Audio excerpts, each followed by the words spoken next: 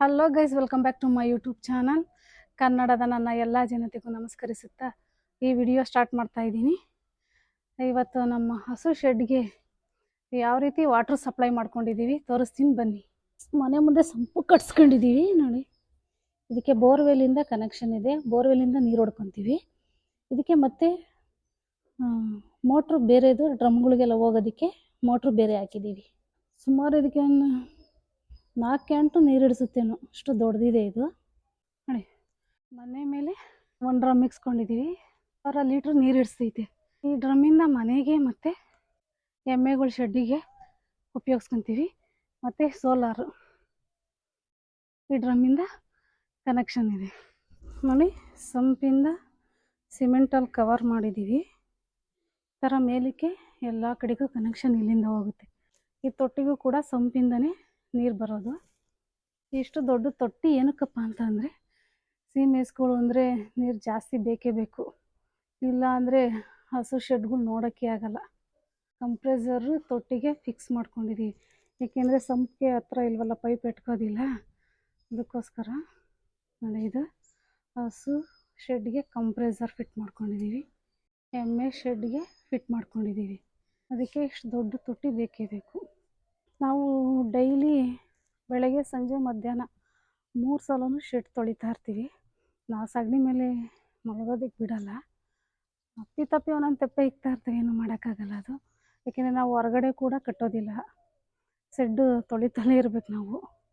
ಒಂದೇ ತಾವು ಇರೋದ್ರಿಂದ ನಾವೆಲ್ಲ ಮೇಯಕ್ಕೆ ಬೇರೆ ಕಟ್ಟೋದಿಲ್ವಲ್ಲ, ಅದಕ್ಕೋಸ್ಕರ ನಮಗೆ ನೀರು ಜಾಸ್ತಿ ಯೂಸ್ ಆಗುತ್ತೆ. ಇಲ್ಲೊಂದು ಡ್ರಮ್ಮು, ಇದು 1,000 ಲೀಟ್ರದ್ದು. ಇದೇನಕ್ಕಪ್ಪ ಅಂದರೆ ಹಾಲಿನ ಕ್ಯಾನ್ ತೊಳೆಯೋದಕ್ಕೆ ಮತ್ತು ಕೈ ಕಾಲು ಮುಖ ಏನಾದರೂ ತೊಳೆಯೋದಕ್ಕೆ ಉಪಯೋಗಿಸ್ಕೊತೀವಿ. ಎಲ್ಲ ಡ್ರಮ್ಗಳ ಕನೆಕ್ಷನ್ನು ಇದೆ. ಇದು ಸಂಪಿಂದು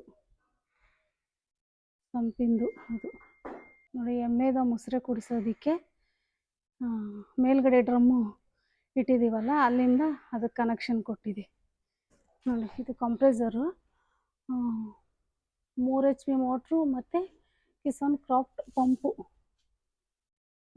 3 HP ಏನಕ್ಕಪ್ಪ ಅಂದರೆ ಶೆಡ್ಡು ದೊಡ್ಡದಾಗಿರೋದ್ರಿಂದ ಅದು ಪ್ರೆಸರ್ ಹೊಡಿಬೇಕಲ್ಲ, ಅದಕ್ಕೋಸ್ಕರ 3 HP ಹಾಕ್ಸ್ಕೊಂಡಿದ್ದೀವಿ ನೋಡಿ. ಇದೇ ತೊಟ್ಟಿಗೆ ಕನೆಕ್ಷನ್ ಕೊಟ್ಟಿರೋದು.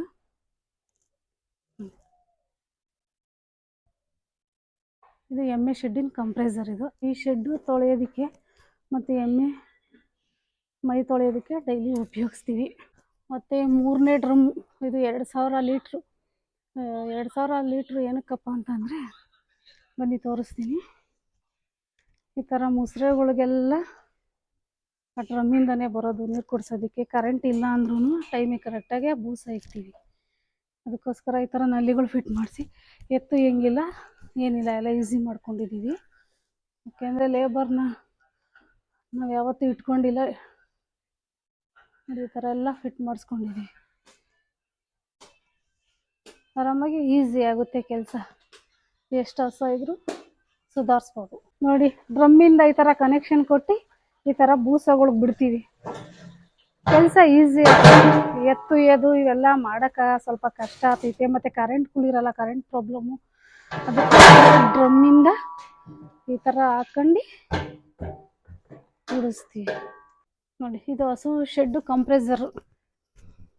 ಇದು ಕೂಡ 3 HP ಮೋಟ್ರು ಮತ್ತು ಕಿಸಾನ್ ಕ್ರಾಫ್ಟು ಪಂಪು. ಇದು ಕೂಡ ತೊಟ್ಟಿ ಕನೆಕ್ಷನ್, 2 ಕಂಪ್ರೆಸರ್ದು ಕನೆಕ್ಷನ್ನು ಇಲ್ಲೇ ಕೊಟ್ಟಿದ್ದೀವಿ. ನಮ್ಮದು ಶೆಡ್ಡು ದೊಡ್ಡದಾಗಿರೋದ್ರಿಂದ 3 HP ಮೋಟ್ರು ಬೇಕೇ ಬೇಕು, ಇಲ್ದಿರೋ ಪ್ರೆಸರು ಹೊಡೆಯಲ್ಲ. ಇದ್ರದ್ದು ನೋಡಿ, ಈ ಕಂಪ್ರೆಸರ್ ಸ್ವಿಚ್ಚು ಇಲ್ಲ ಹಾಕ್ಸ್ಕೊಂಡಿದ್ದೀವಿ. ಆವಾಗಲೇ ತೋರಿಸಿದ್ನಲ್ಲ, ಅದು ಅದ್ರದ್ದು ಅಲ್ಲಿ ಹಾಕ್ಸ್ಕೊಂಡಿದ್ದೀವಿ. ಇದು ಒಂದು ಕಂಪ್ರೆಸರು 35,000 ಬೀಳುತ್ತಿದ್ದು. 35,000 ಕೊಟ್ಟು ಹಾಕ್ಸಿದ್ದು. ಚೆನ್ನಾಗಿ ಪ್ರೆಸರ್ ಐತೆ, ಶೆಡ್ಡೆಲ್ಲ ಚೆನ್ನಾಗಿ ತೊಳಿಬೋದು. ಈ ವಿಡಿಯೋ ಇಷ್ಟ ಆಗಿದ್ರೆ ಲೈಕು, ಶೇರು, ಕಮೆಂಟು ಮತ್ತು ಸಬ್ಸ್ಕ್ರೈಬ್ ಆಗೋದನ್ನ ಮರಿಬೇಡಿ. ಬಾಯ್.